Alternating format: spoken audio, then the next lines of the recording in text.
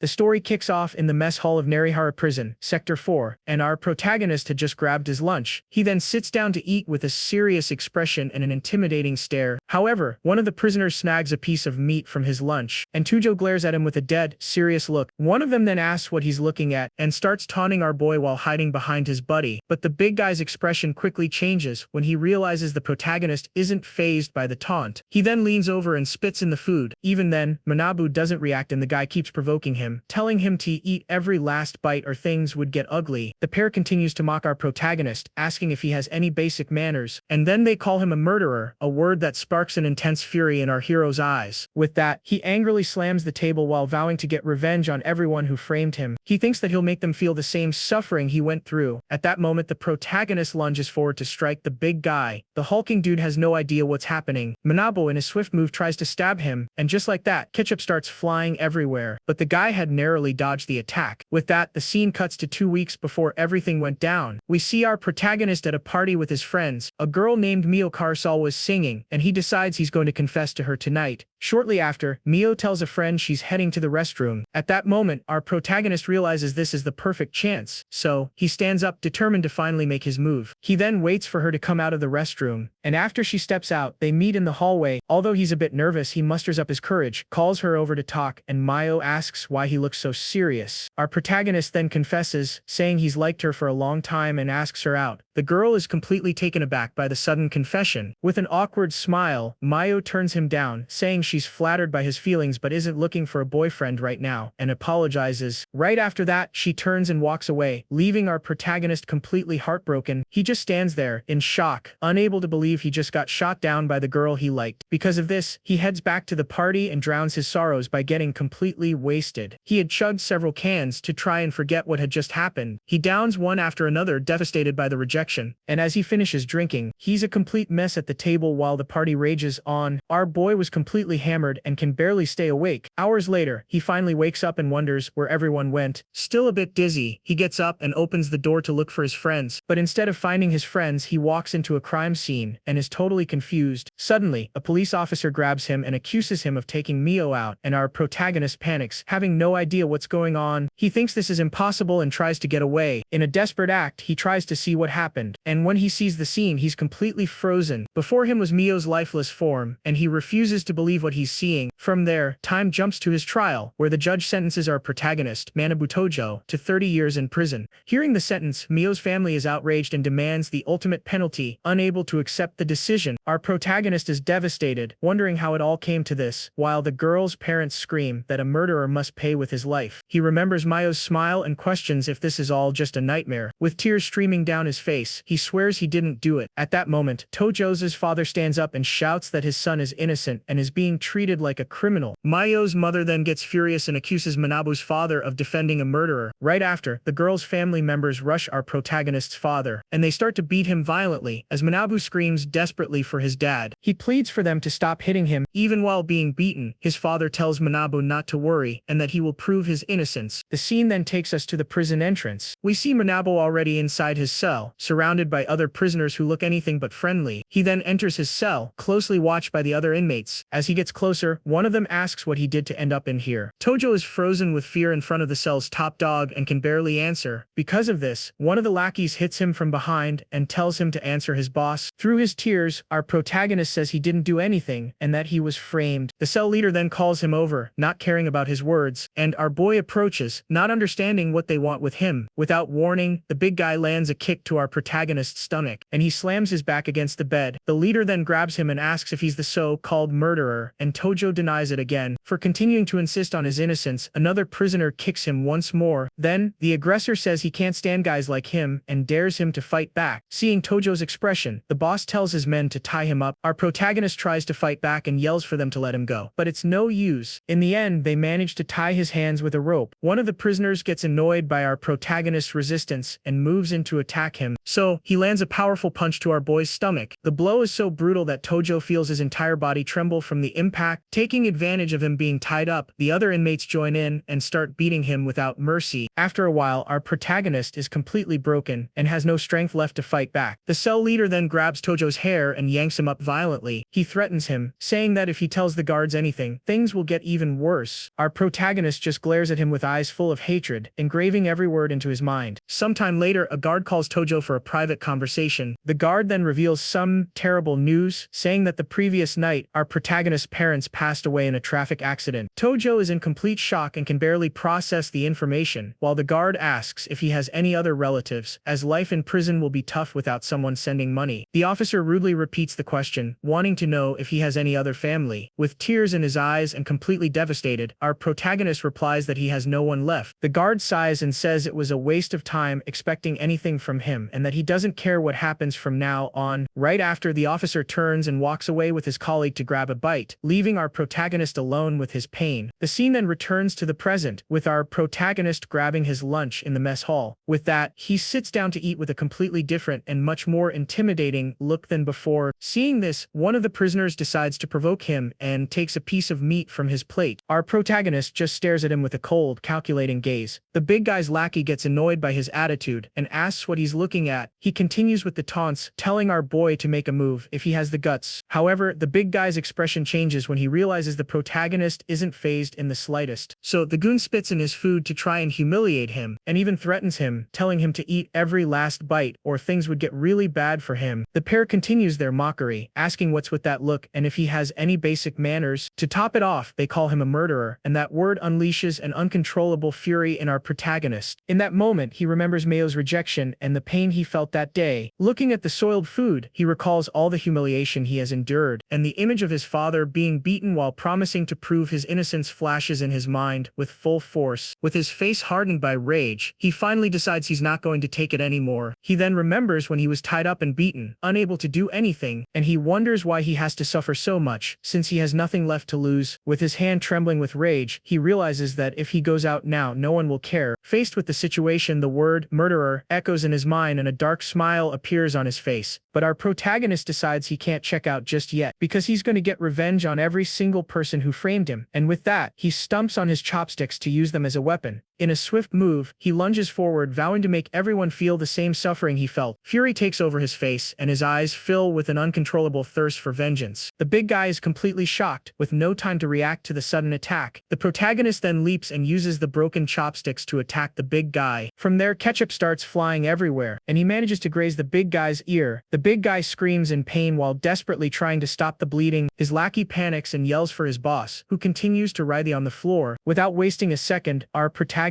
turns to the other prisoners and lunges at them, screaming for them to perish. One of the goons gets furious and calls him a miserable punk, while the others surround him, but our protagonist doesn't back down and maintains his expression of pure rage. One of the prisoners is clearly shaken by the sudden change in attitude. Without wasting time, our boy moves toward another target and strikes the inmate's chest with the broken chopsticks. As he attacks, he thinks that if he's going down anyway, he's taking all of them with him. The prisoner barely has time to scream before collapsing. Then he falls unconscious on the floor, but Tojo isn't going to leave him in peace, and starts slamming the man's head against the floor. The first guy who provoked him is now terrified and screams for him to stop, and lands a kick on our protagonist. He gets annoyed, seeing that the fight isn't over yet. The lackey then wonders if our protagonist has completely lost it when he sees his bloodied and insane expression. At that moment, the guards come rushing in, shouting and asking what he thinks he's doing. One of the guards then grabs him from behind to try and restrain him, and lands a solid punch on our protagonist. But even while being hit, he shoots a look of pure hatred at the guard. The head guard panics and orders them to get Goriki to the infirmary fast, and threatens to settle the score with the others later. Meanwhile, our protagonist screams in rage and frustration, and breaks free from the guard's hold. However, the guard is shocked by our boy's next move. Faced with the situation, he screams for the others to grab him, because our protagonist is trying to throw himself against the wall. The guards then team up and manage to hold him back before he can hurt himself. He struggles with all his might, trying to break free, and continues to scream desperately while being restrained. The scene then cuts to the prison infirmary. Our protagonist is lying in bed, and a doctor comments that he seems to have lost the will to live, as he hasn't eaten in several days. So, the doctor informs the guard that they're giving him nutrients, but his situation will be dangerous if it continues like this. As the doctor leaves, an elderly janitor enters the infirmary, and he starts calmly sweeping the room's floor. Given the situation, the old man advises our protagonist not to waste his life. Our boy, however, continues to lie there with an empty stare, not giving a single care, but the old man persists and provokes him, asking who will clear his parents' names if he perishes. Upon hearing this, our protagonist's eyes widen in shock. He then sits up in bed and demands to know what the old man said. The old man then reveals that he heard about his case and asks if he ever considered the possibility that his parents' passing wasn't a simple accident. Our protagonist is confused and asks what he's trying to say. With a dark smile, the old man claims it wasn't an accident and that his parents were, in fact, silenced. In a fit of rage, our boy grabs the old man and demands to know how he could know something like that. The old man then explains that when something feels off, it's because there's something more to it, and asks directly if the protagonist took out the girl. Our hero immediately lets him go and firmly denies the accusation. So, the old man deduces that he was framed and that his parents were likely eliminated by the culprit for finding evidence of his innocence. The protagonist is shocked by the revelation and realizes he always felt something was wrong from the very beginning. Faced with the situation, our protagonist wonders who would have done that and for what reason. With tears of anger streaming down his face, he grits his teeth hard. He then yells that the old man is right and that he can't go out until he has avenged his parents. The old man lets out a satisfied smile upon seeing the determination in the young man's eyes. However, he warns that in his current state, our hero won't be able to do anything as Gariki has already publicly declared he's going to end him. Even so, Tojo isn't fazed, and the old man says there is a way to survive. The old man is impressed and says the kid has guts, and that he likes that. So, he makes a proposal and says that if Tojo can survive Gariki, he'll lend him a hand, and our protagonist asks for what? With a sly grin, the old man reveals it's to escape from prison. Shortly after, the old man gets serious and looks toward the door, as if he's listening for something. He then points to a pile of books and tells our protagonist to read one of them when he has time, as it will be useful. Our hero picks up the book as the old man turns to leave, and looking at the cover, he sees it's a book about human anatomy and weak points. Tojo then asks who he is, and the old man introduces himself as Sachaya, but right after, he tells our protagonist to just call him old-timer and leaves, leaving the young man alone with his thoughts. Suddenly, a guard bursts into the infirmary and yells at our protagonist, asking what he's doing reading a book so calmly. The guard continues to complain that things have turned into a nightmare because of the mess he caused. With that, he tells our hero to get up because he's going to spend a month in solitary to cool his head. He then shoves our protagonist toward the cell and says if he wants to check out so badly, he can go ahead and do it in there. The solitary confinement door slams shut with a loud thud, leaving our hero in darkness. Sitting on the floor, he holds the book and thinks that he no longer has any desire to perish. He then looks at the book on human anatomy and weak points. With his eyes gleaming with determination, he promises himself that he will have his revenge. The scene jumps forward 15 days, with someone unlocking the solitary confinement door. The same guard from before opens the door and shouts that time's up and for our protagonist to get out if he's still alive. However, the officer is completely shocked by what he sees inside. Our hero then steps out of the cell shirtless, revealing a much stronger and more defined physique. He seems to have spent the entire time in solitary training non-stop. The guard asks in shock what he was doing in there, and the protagonist calmly replies that it was nothing special. With a sinister smile, he says he was just reflecting on his sins. The scene then takes us to the prison yard, where the inmates are doing hard labor. Then our protagonist walks confidently toward the area, and right away one of Gariki's goons spots him from a distance. So, the lackey shouts to the others and tells them that Tojo is there. Immediately, our hero is surrounded by Gariki's gang, who threaten him, saying he's finished. However, the protagonist just cracks a terrifying smile, showing not an ounce of fear. At that moment, Gariki himself appears and says he got out of the hospital early just to see him. He then points to the scar Tojo left and swears he'll make him pay 100 times over for it. With a furious shout, Gariki orders his men to get our protagonist. At the command, the entire gang charges at the young man all at once. Our hero, however, remains calm and just watches the enemies approach. From there, he starts dodging and blocking their blows with impressive ease. Gariki gets annoyed annoyed with his men's performance and yells, asking if they haven't eaten yet, and threatens to deal with them later if they keep being soft. Our protagonist grits his teeth hard and braces himself for what's next. With that, Manabo lets out a roar of fury and prepares for a counter-attack. From there, he charges forward with incredible speed and goes straight for Goriki. The big guy gets annoyed by our boy's audacity and tries to fight back, but Tojo manages to grab Goriki, and full of hatred, he screams for his opponent to perish. In a surprising move, he throws himself and the big guy off the top of the building, and the big guy screams in terror as he's hurled down. The goons on top of the building scream desperately for their boss. Goriki plummets from a great height and splatters on the ground with a dull thud. Our protagonist then stands over Goriki's defeated body, completely exhausted but victorious. In this situation, he thinks of everyone who tormented and framed him, and with his eyes full of a new determination, he vows that he will crush every last one of them. Even with Goriki already down, our hero continues to punch him relentlessly as the guards approach. One of the guards then desperately yells for Tojo to stop. The officer then shouts that if he ends Goriki's life, he'll get the ultimate penalty. Upon hearing this, our protagonist stops the attack and thinks that he can't perish there without getting his revenge first. With that, he grits his teeth with all his might, controlling the rage boiling inside him. So, he lets out a scream of pure frustration, and the other prisoners realize it's best not to mess with a guy who has completely lost his mind. Because of that incident, our hero's sentence is extended by another 20 years, but he notices that everyone's attitude around him has changed. Shortly after, we see our protagonist in the infirmary reading that anatomy book when the door opens. A guard enters and announces that Goriki has been transferred to another prison and will spend the rest of his life in a wheelchair, and finally, asks Tojo not to cause any more trouble. The officer then asks if his injuries are healed and says that he's now going back to his cell. Tojo thinks that now everyone avoids him because nobody wants to get involved with a psycho who isn't afraid to go out. As he's thinking this, someone walks down the hallway toward him. It was Sachiya, who appears at the door with a smile and says they meet again. Our protagonist then faces him and says he survived as promised, and now he wants to know how to get out of prison. The old-timer lets out a laugh, satisfied to see that the young man really held up his end of the bargain. So, Sachiya explains that he can help with the escape if Tojo creates an opportunity, and our hero asks what he needs to do. The old man then cracks a sinister and mysterious smile, about to reveal his escape plan, and tells our protagonist to cause a huge commotion in the prison. Our protagonist asks what would happen next and questions if he can really trust the old-timer. So, Sachiya explains that the iron grate in the kitchen sewer has been loose for a long time, and he'll make sure it can be removed for the escape. He's silent for a moment, and the old man tells him to go check it out if he doesn't believe him. However, our hero refuses and states that if he can get out of here, he'll do anything. With a determined look, he assures the old-timer that he can leave everything to him. Shortly after, a guard escorts him back to his cell. Upon arriving, the other prisoners stare at him with a mix of fear and surprise. As the guard walks away, our protagonist faces the inmates without showing any weakness. With an intimidating smile, he challenges anyone who wants to avenge Goriki to step forward. Faced with the threat, one of them panics and says it's all a misunderstanding, as they hated that big oaf too. The same prisoner continues, saying they were relieved when Tojo took him out, and from now on, our protagonist is their new boss. All the others agree and start hailing him as the new boss of the cell. Our hero just watches them with a dark look, accepting his new position of power. The scene then cuts to the mess hall, where our protagonist eats peacefully, while the others respect him from a distance. Now as the new top dog, he takes a piece of meat from his plate. With that, one of the prisoners who used to torment him now treats him like a boss and offers a piece of his food. Right after, the others do the same and try to please the new cell leader. Our protagonist, however, gets embarrassed and asks them to stop, as he can't eat that much. Meanwhile, at another table, some inmates comment that Goriki got beat by that rookie and will be bedridden for the rest of his life. A huge prisoner gets annoyed hearing the conversation and complains that the rookie became a leader but didn't even come to introduce himself. Faced with the situation, one of his goons tries to calm him down and says he'll talk to the kid to bring him over to their side. This way, he assures that the entire prison sector will belong to his boss, and Yumi-sen seems to like the idea. So, the lackey slams the table and gets up to go talk to our hero. He then approaches and asks if the guy sitting there is the famous Tojo. Right after, he introduces himself as one of Yumi-san's men and accuses him of disrespecting his boss for not introducing himself after defeating Goriki. Our protagonist, however, isn't intimidated and coldly asks if he has a problem with that. At that moment, one of his new followers whispers in his ear and warns him that Yumi-san is a dangerous guy. Our hero then looks across the mess hall and stares at this Yumi-san from a distance. The big guy notices the stare and tells one of his men to teach the rookie some manners, and the lackey accepts the order immediately. The goon gets annoyed by our protagonist's attitude and slams the table, shouting that he's getting too big for his britches, and that there are rules in this place. Before the guy can even finish his sentence, our hero lands a solid punch right in his face. At the attack, ketchup starts flying everywhere, but our protagonist maintains a cold and merciless look. Seeing the scene, Yumi-san is completely shocked, unable to believe what just happened. Even Tojo's new followers panic at their new boss's sudden brutality. From the impact, the lackey flies backward and hits the floor, desperately screaming for his boss's help. From there, Yumi-san gets furious and gets up from the table, yelling at our protagonist. However, our hero just stares at the defeated goon on the floor, completely ignoring the big guy's rage. The other prisoners get scared and stand up from their tables, not knowing how to react to the commotion. The expression on one of them shows pure terror as he realizes the rookie is much more dangerous than they imagined. Even Yumi-san's other goons get scared and start hesitating to get involved in the fight. Even while down on the floor, the defeated man points at our protagonist and swears he's going to end him. Unfazed by the threat, Tojo starts walking slowly toward the big boss. Yumi-san looks at him with contempt and says he's never seen anyone so arrogant. With a smirk, our protagonist replies that he's looking at one right now. Suddenly, a guard appears and yells for Yumi-san to stop the commotion and get back to eating. The big guy then makes a disgusted face and threatens our protagonist, saying he'll regret this, so he turns and leaves with his gang, but warns that they'll settle the score for good during the next day's break. Meanwhile, the goon who got hit is left on the floor crying and desperately screaming for his boss. One of our protagonist's new followers panics and grabs him, saying the situation is bad because tomorrow Yumi-san will definitely bring backup to finish them off. However, our hero isn't fazed in the slightest and calls his new followers cowards, saying they just need to take them all out at once. Faced with their new boss's confidence, the other prisoners are completely shocked and speechless. With that, one of the most scared guys drops to his knees on the floor. He then bows before our protagonist and apologizes for being scared before. And then, he shouts with all his might that they will fight with everything they've got tomorrow, and the others immediately agree. Our protagonist just watches in silence as his new gang bands together and prepares for the fight to come. Later that night, everyone in the cell is sound asleep. However, our hero quietly gets up and takes the bedsheet from one of the sleeping prisoners. With the sheet in hand, he starts twisting it tightly, turning the fabric into a makeshift rope. He then holds his new weapon with a look full of determination, preparing for the chaos he's going to cause the next day. The next day, in the prison yard, the inmates are enjoying their break. Meanwhile, two guards are casually patrolling the area. With that, one of our protagonist's followers approaches one of them and offers some cigarettes to distract him. The guard immediately accepts the offer and walks away with his colleague for a smoke. From there, Yumi-san and his gang are already waiting for our hero on the other side of the yard. Shortly after, our protagonist and his men begin to approach for the confrontation. One of his followers gets tense and tells his boss that they've arrived. Our protagonist, however, cracks a sinister and confident smile as everything is going according to plan. He then turns to his gang and yells for them to show their determination in this fight. And so, the brawl finally begins, and the two gangs charge at each other with everything they've got. One of the prisoners lands a powerful punch on one of his opponents. Then, ketchup starts flying as another guy takes a solid hit to the face. The chaos continues, and another prisoner is taken down with a brutal kick. While the brawl rages on, the two distracted guards continue smoking peacefully. However, one of them finally notices the commotion and throws his cigarette away, shouting that another fight has broken out. The fight continues with another brutal punch that sends ketchup flying everywhere. With the commotion, the guards finally come running and use their whistles to try and control the situation. In the middle of the mess, even Yumi-san gets hit from behind, so the big boss grits his teeth in anger for getting hit in the middle of the brawl. The situation gets out of control, and one of the guards is surrounded by prisoners who prevent him from using his baton. Faced with the chaos, the guard shouts that this is a violation of the rules and orders for the security team to be called urgently. Meanwhile, the beatdown continues without mercy, and several inmates are already on the ground being kicked. Suddenly, the goon who got hit in the mess hall realizes something strange is going on. He looks around amidst the chaos and wonders where our protagonist went. Far from the brawl, our hero takes the opportunity and discreetly escapes, carrying the sheet he prepared. Shortly after, he finds Sachiya, who praises him for a job well done and tells them to get out of there as fast as possible. With a satisfied smile, the old-timer then tells our protagonist to follow him, and so, the two of them head toward the prison kitchen to continue with the escape plan. When they get there, the old man stops in front of the sewer grate he had mentioned earlier, and without wasting any time, the old-timer starts lifting the heavy iron grate to open the path to freedom. With a satisfied smile, the old-timer looks at our protagonist as if to say it all worked out. Our protagonist, however, remains serious, just waiting for the right moment to go down. So, he kneels at the edge of the opening, preparing to enter that dark tunnel. The passage reveals a filthy and completely dark tunnel that seems to have no end. Without hesitation, he climbs down and steps into the dirty water, starting to walk through that disgusting place. The old-timer, leading the way, warns that the place stinks a bit but asks our hero to hang in there. With that, our protagonist covers his nose to try and endure the horrible smell of that sewer. He continues to crawl through the filth, and even some rats show up to welcome them. The place is completely infested with them, but the pair keeps moving forward without stopping. After a while, the old man finally stops and announces that they've reached their destination. Before them is another metal grate that seems to be the only way out of that tunnel. Our protagonist then asks what they're going to do now to get past that obstacle. The old-timer, however, tells him to relax and reveals that he's already made all the preparations, as he's been here a few times before. He continues to explain that on one of his visits, he managed to loosen one of the iron bars to make the escape easier. So, he points to the loose bar and tells our protagonist to push it with all his strength. Following the order, our protagonist pushes